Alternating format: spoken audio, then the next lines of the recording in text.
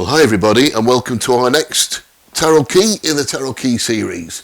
And this is key number 6, the Lovers. Now the picture here tells the whole story because it's a picture of unity. It's a picture of a trinity, your trinity, that you're involved in. And it's a picture of love. Now, we've been learning through these past cards the activity of the three aspects of consciousness, haven't we? We've looked at the Fool to begin with, who we said was the overall unity of everything. And then we broke things up.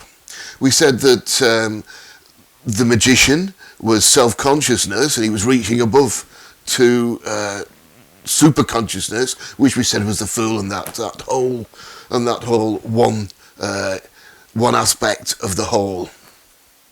And then we had the High Priestess, who was subconsciousness, and she was receiving pure messages from above. So the Magician reached up to superconsciousness and passed the messages down, the pure messages down into the High Priestess. We then had the Empress, which was subconsciousness, releasing ideas and pregnant. I was going to say a pregnant pause, but that would be just the opposite. More of a pregnant with ideas back into the subconscious realm, which was the Emperor. And the Emperor, of course, being again self-consciousness, he identified with these solutions and rationalised them on this physical plane. The Hierophant then was looking straight back into super consciousness, and we talked about the whole idea of receiving the voice. Now the Lovers is the harmonious balance between all these things. It's intelligent discrimination and love. But the thing is, we know, don't we, that this always is not the case. This picture here of the Lovers is ideal, but is not our daily experience on many, many, many occasions. Because remember, you always get what you always put in. That one of the Sephiras on the Tree of Life is called victory. And victory means whatever you get, whatever you put in, is what you receive in bounds. So you have to act as the Trinity. You have to act as each part of the Trinity. But mainly, it's the man. Because the man is self-consciousness. But we'll go through all this. So what we're looking about when we're saying that it doesn't always work out the way we think, we're talking about the idea of the fall, the biblical fall. This is when you don't, the Trinity doesn't work together as it should do. And that is the message of the Lovers card. So we'll go straight on to the symbolism of the card, and then I'll round up at the end with some ideas of how this can work in a practical manner. So the Hebrew letter is Zain in the Lovers, and so this means a sword, and a sword cleaves, it divides, it discriminates. Okay, it's the Hindu buddhi, which is the power to perceive differences at the self-conscious level, which is a bit like the Emperor, really, but it is the Emperor, but it's on a different level. Now, this, of course, is the opposite to the Hierophant, which we said was the nail. The Hebrew letter there was the nail. So this joins together where the sword cleaves apart. So then again, you've got this duality goes through the tarot Major Arcana. The zodiac sign here is Gemini, and this again is division, isn't it? It's 2, so it's discrimination again. They discriminate one to another. Discrimination has got a very bad name these days, but it's strange how so many ancient, mystical, powerful ideas have been demonized lately. Very strange. But the two people here on the lovers are naked, and on the Hierophant, you'll see there's three figures again. There was the two priests at the bottom with the Hierophant himself at the top. Well, those two guys at the bottom were clothed, and they were looking away. So they were enclosed in their world. They were in their own sphere of activity. But here on the lovers, we've got two naked people standing up straight, looking out, or facing out, sorry, to the world. Nothing to hide. Honesty, love. So working down the card, the sun at the top, this again relates to the Fool, which was yellow. So that's the super consciousness again. But it shows the physical sun. And the idea here is that all sorts of energy on this planet comes from our physical sun. And that in itself is the overpowering oneness.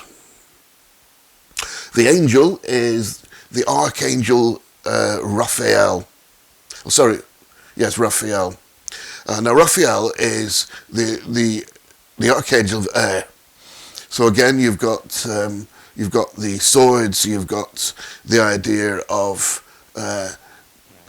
division and super consciousness, and he's sitting above clouds, so he's up there above everything, being the super conscious being. The two figures, you'll notice, that aren't just standing there. His hands are out like that. So he is presenting these two figures. He's looking after them. He's beneficial to both figures on the earth, on this earthly plane. His hair is flames. Okay, so his flames relate to yellow, which is the Mercury idea. Red is Mars and passion. So that's the Emperor and intuition. And the green is Venus. That's the Empress, the High Priestess, imagination, classification, and again, intelligent discrimination. So the man himself, okay, now he is Adam. So that's the magician again and the emperor, and it represents self-consciousnness. We're back to this idea again of self-consciousness, and that's what the man represents. Behind him is the Tree of Life. Okay, now there's the 12 fiery flames on the Tree of Life there. Now these 12 flames, each one represents a sign of the zodiac, and you'll notice that they're all triple flames. So that means that each zodiacal sign has been divided into 3. And that's because of the decanates, or the personality types that are represented. Every zodiacal sign is apparently separated into 3. So what it's saying is this Tree of Life represents all 36 personality types on the physical plane. The female is obviously Eve, and that's the High Priestess, it's the Empress, and it's subconsciousness. And that's why the man is looking towards Eve, because she is subconsciousness, and the life force goes through subconsciousness, as we know now, don't we? Because we've studied it now in the past 6 cards. So behind her is another tree, but this tree is the tree of the knowledge of good and evil. You'll notice that there are 5 circular fruits on the tree. So these are the 5 senses and the 5 elements on the physical plane, which includes Shin at the top. So you've got the pentagram of the 4 elements at the bottom and Shin at the top, creating what is really the powerful force, saying that whilst we have the 4 elements, we have Shin at the top, which is the most important thing. So we're living through, because Shin is spirit. The serpent winding up the tree there, he's what the yogis call the Kundalini. It's the Nasash, which is temptation. And temptation is also equal to the Messiah and the Greek Christos. Different story there, but That's what it means. So the vibratory energy is what it's saying, is temptation through delusion. So that's what the serpent represents. But it also, the same vibration also delivers us from evil, with the correct application of that vibratory force. The skin's yellow, which means the angel is one of the Simpsons. No, sorry, it means it's life breath, like the fool. The wings are red, so this shows desire, and it shows the active desire of Mars. It's right action, and again it's discrimination. The robe is violet, so then you're blended in the red and with blue. So that's again, it's showing that you've got the red of active desire mixed in with the High Priestess. So mixed in with the blue of the blue robe of the High Priestess, which we know is what we've been working all the way through, if you think about it. The mountain in the background, well, that's your goal. That's what you want to achieve. What's life without a goal? It's attainment. It's possibility. It's the place where the fool stood, right at the beginning, at the end of his journey, thinking about his next journey. And it's the place where the Hermit stands, which we'll get to in due course. So where does this leave us on a practical level? Well, we've got the tarot card showing the man, self-consciousness, looking at the woman, subconsciousness, who is looking above at the angel, which is superconsciousness. The angel holds out both his hands to say, these are both equal to me. Okay, so we've got a picture of a man and a woman both naked, showing that they've absolutely got nothing to hide from each other or from the angel or from anything else. Come to that. So what is the lovers? The lovers is the union of the opposites. It's showing equilibrium. It's showing a harmonious relationship to what we now know as our own personal trinity, being the three figures on the card. Now, this is not the usual prevailing scenario, as we've said. We talked about the fall.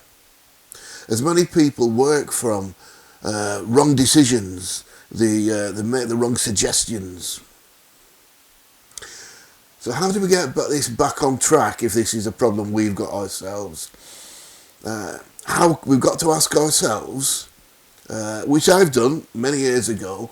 You've got to ask yourself, how can I serve? Okay, and wait for the answer. You wait for the answer from the Hierophant, from the voice. How can I serve? Or wait for to be shown. This is what Aleister Crowley said when he said, "Do what thou wilt be the whole of the law." You need to find your will. What is your will? What is the way that you should be going? And if you do that, you'll be on the middle track of the three pillars of the Kabbalistic tree. You'll go right on the middle pillar. Nobody ever does, of course, because you always go off to the wrong direction in a dualistic world, but you can pull yourself back because you know where you're going. You can go off the other way, but you know where you're going, so you pull yourself back to the middle, and then you will rise up the central pillar.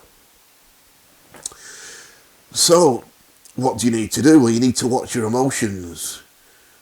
Watch your desires, watch your impulses, so you see what's driving you, and employ the Emperor, because you've got all these tools now you can employ. You can employ the Emperor to find out what to reason and find out what is the reasonable thing in any circumstance. You've got the High Priestess, where you can look into subconsciousness and you can say, where am I supposed to be going in these circumstances? You need to discriminate between what's good and positive and what's bad and negative. Simple as that, really. So, we've said all the keys so far blend together, and this blending is the lovers, and that is love. So you need to get back to this harmonious picture that you see on the card. So you can use the knowledge of the tarot keys, like I've said, that's reason, intuition, ancient memory, blah, blah, blah, blah. But remember your personal connection to the divine, okay? What is your personal connection to the divine? Well, it's through subconsciousness, isn't it? You go into subconscious. So if you pray, you're talking to your subconscious. So this is the connection. The man looks at the woman looks at the angel passes back through subconsciousness. And remember that subconsciousness doesn't interpret any message. What you say to it is what you get, okay? Now there is a way that the ancient wisdoms say that you can confront this situation. It's through a magic formula, or you may call it a prayer. And the idea is to correct the errors that you've fed into subconsciousness in the past. I'll put it above so you can freeze frame and read this this magical formula. But I have it here, I'll read it out, and I say I'll put it above. So this is it. You speak to your subconsciousness as if you're speaking to another person. As a person stood in front of you, you speak to it as another person. Okay, easy as that. And you say something like, now don't copy these words, the important thing is that you get the idea of what it is and you change it, because if you put it in your own words and develop it to your own circumstances, it is far, far more powerful. So I've said, from now on, you're free from acting from any suggestions resulting from my self-conscious errors and misinterpretations, unless they are confirmed by superconsciousness or God. Instead, you'll be guided by superconscious wisdom, or the wisdom of God. Under this influence, you will give me strength, ability, and persistence to accomplish my divine wills and goals. And you'll find if you do that, your subconsciousness will work on your behalf, and things will just improve on this physical plane massively. So, please press subscribe and on the little bell if you haven't subscribed, so you'll get notice of further videos.